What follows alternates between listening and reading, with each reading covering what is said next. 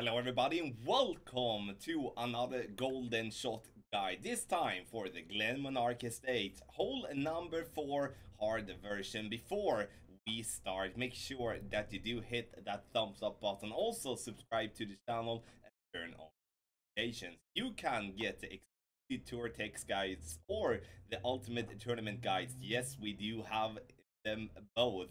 Go to patreon.com/gold/Tommy, link directly in the description. Before we're going to take a look at the content here in this guide, we're going to take a look at a company that we have recently partnered up with, and I would recommend you to check it out.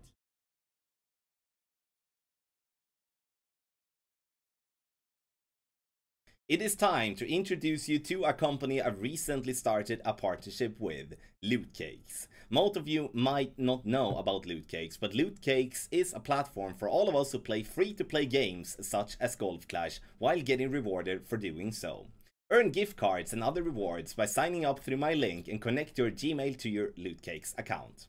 Connecting a Gmail is necessary for the sole purpose of Lootcakes to register the email receipt that you get when making an in-game purchase. Lootcakes allows gamers to share their purchasing data from free-to-play games in exchange for digital gift card rewards. Whenever someone makes an in-game purchase, they receive an email receipt. As of now, Lootcakes only accept users from the United States, but they will expand the geographical scope in the future. Maybe you're wondering what type of rewards I'm talking about. Well, here they are. Reward link preferred is the best one in my opinion. This you can use to get gift cards on Amazon, Apple and Google. The reason I decided to start working with Lootcakes is that I will spend money in game either way, so why not get something for it? If you are not a player who spends money in game, you can join what Lootcakes calls an alliance. In an alliance, all the users in there share points and can claim rewards. I created an alliance and I hope all of us in this community can come together in that alliance. Click the link in the description below, link your Gmail, yes it has to be an Gmail, with your Lootcakes account. Join my alliance and let's all benefit from just doing what we are already doing today. And by the way, Lootcakes is generous enough to host a giveaway as a kickoff to our partnership. Anyone who creates a Lootcakes account using my link below and who has linked a Gmail account in Lootcakes by June 30th will be eligible to win. Lootcakes will pick and contact the winner. Good luck.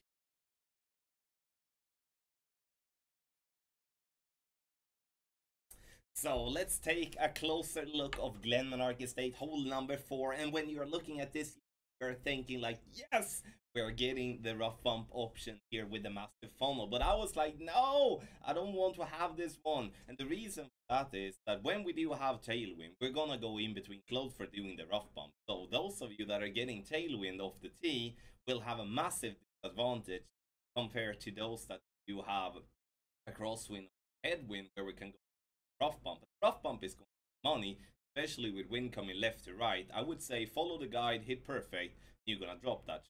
And that is how comfortable I feel with that. But when it comes to Tailwind, we're gonna obviously have a good route for that, a double option.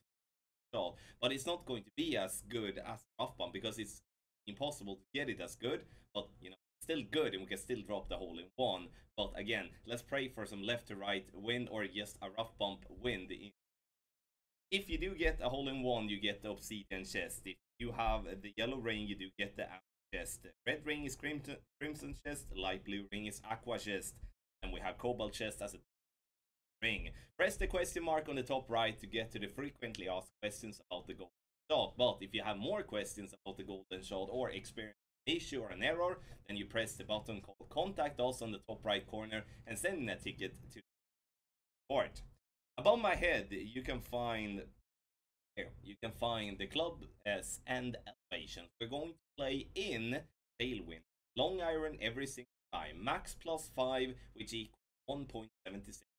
In headwind and cross play wood club, min +5 instead, 2. Ring.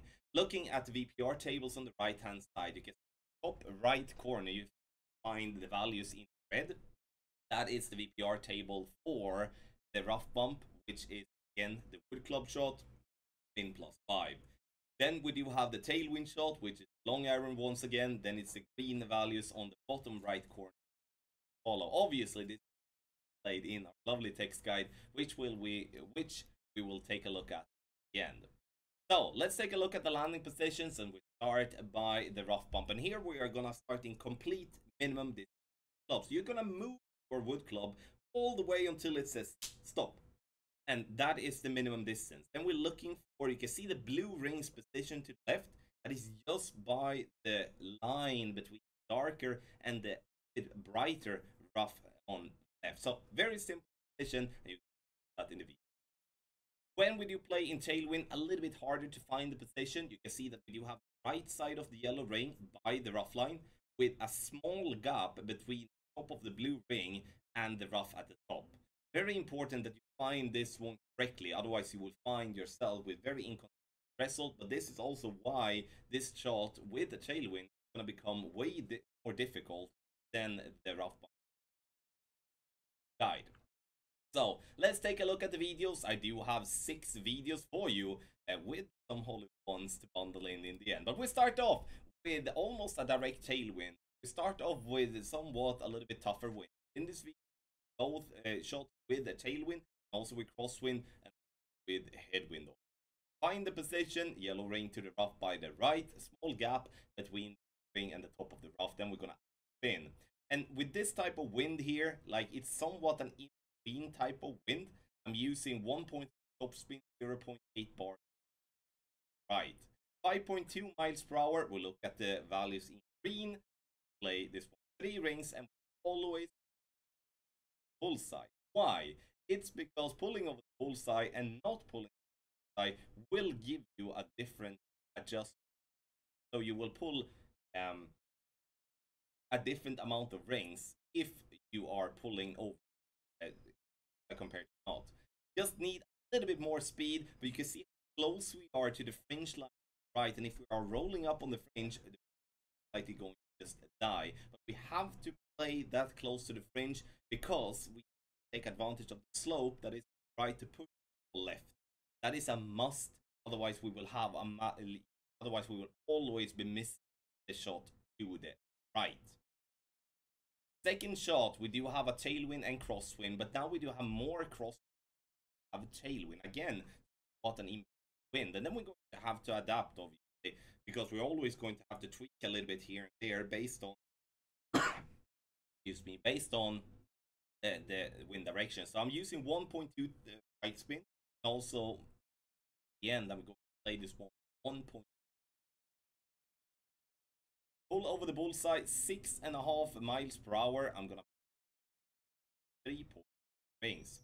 No curl, no underpower, no overpower. Obviously, try to send the ball correctly, which also is a crucial aspect when you play a golden shot or any shot for that. Always need to be centered.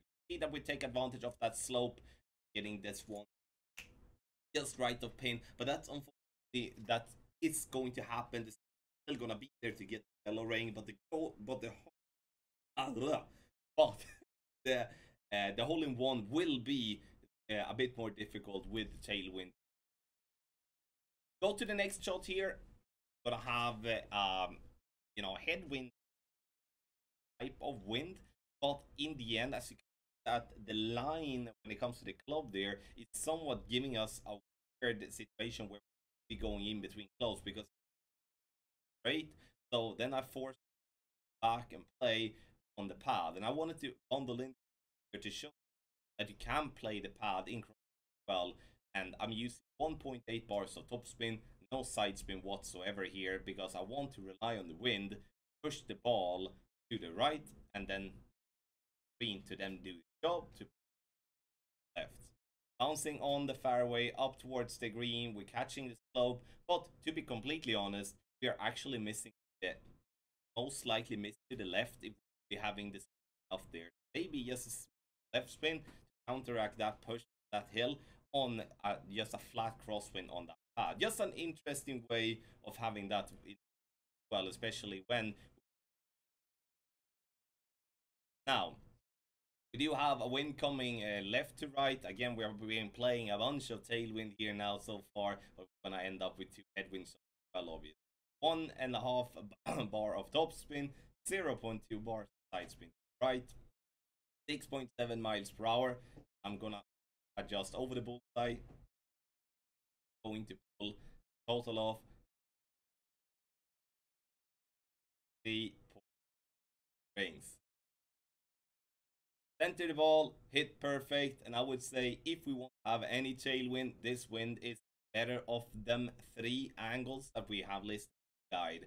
But you can make hole-in-ones with every direction if you want. If you are a little bit lucky like here, but this wind would be best because this wind pushes the ball up the slope, then it makes it. So getting the obsidian chest in tailwind will not be super common, but it will definitely be out there for you. So we're getting some nice cards all in the end, and we go to a headwind shot. Now we have southeast wind, and we start in complete minimum. See that I'm finding min line with the blue ring to the left by the darker rough left. Now we're gonna have to apply top spin. So we're gonna play this one as it is not a complete, say, it's not a complete southeast wind. It's somewhere in between. Some top spin. I'm using 1.5 bar of left spin, 7.5 miles per hour. Now we take a look at top right red values. Apply this one rings. Perfect ball. And you can see that it bounces nicely in the rough. We love how it's like this with the camera and rolls for one. And once again, you know, making a hole-in-one with the rough bump is gonna be so much easier compared to the bounce over shot. So again, let's hope for headwind or yellow ring, as I've already got a hole-in-one on this account. And then we have Kingfisher and then Rapier, and then we do balls. Let's go to this final shot. Now we do have a complete southeast wind, in my opinion. Again, complete min line, blue ring by the darker rough line left, 1.5 bar top spin, 1 bar of 2.1 bar top spin and 1.5 bars left. 6.8 miles per hour gives us 2 rings. Pull over the bullseye, as I've said several times here now, very important. Remember, as it gives you a different amount of rings pull, then it will. Perfect ball! And it bounced nicely into the rough. And once again, we're gonna give our hole-in-one. And again, headwind and crosswind shot is absolute money. When it comes to the tailwind, we're gonna get close every single time if you hit perfect, but the hole-in-one will be a bit less common. But overall, we have a beautiful guide here for you that, you know, will give you some stock up with, because Power Fireball becomes more and more, especially days. So let's take a look at the text guide that we have. The text guide is, as always, made by Tony Richards. Go and subscribe to his channel. You can find the link in the down below. So please do that. Moment. Landing position, we start at the green side. I would like left side. Text guide. We have pre-spin, yellow ring by right rough. Second bounce approx 2 green squares on green, but also slight gap between the blue ring and the top rough. And this is the tailwind route, only played in tailwind. Then we do have the right side, which is the red values there. It's the rough bump, complete minimum distance, blue ring to the left by the darker rough line to the left. Once again, very simple spot to find. And then we do have that shot in crosswind and headwind. Now, take a look at the spin, the island hop. We do have 1.3 top spin, 1 right spin in direct tailwind. Wind coming right to left, 1.5 top spin, 1 right spin. Wind coming left to right, tailwind, 1.5 top spin, right spin. Have in mind that you have to tweak if you do have an angle that is somewhere between. Then we do have headwind and crosswind. Start with a direct cross left to right, 1.8 top, 8 left spin. Then we have wind coming right to left, 1.8 top, 1.5 left spin. Yes, we're still gonna use left spin even if right to left, because we're already starting far enough out right. So to counteract the fact that we otherwise would be miles to the left all the time, we need to use left spin all already start into the center of the green. Then we have wind coming southeast, so left to right with headwind, 2 point top spin, 1.5 bar of the left spin. Wind coming right to left with headwind and crosswind, 2.1 top spin, 1 bar of left spin. Direct headwind, 2.5 bar top spin, half a bar left spin. And you can find the guide in the description down below, and also on the website golfclashtommy.com and on various social media platforms. Is Golf Clash. Have in mind when it comes to the golden shot, obviously the guide that we do provide is worth a very great deal. And many of you have already had a good. Have in mind though that you can never expect an hole in one. And hole in one is never something that just comes automatically. You need to do everything. Please look at your shot when you are playing. Make sure that you have the details correct. If you generally are struggling with, press the record button on your device and record your shot and send it to me. I'd love to take a look, help you out for future. Have in mind that the golden shot does not provide you with any game, and that's why I do screen instead. So in the end, thank you so much for watching this golden shot video. If you want the game even more, patreon.com/golf-tommy. Get one of our very. Thank you once again for watching, and good luck in the game.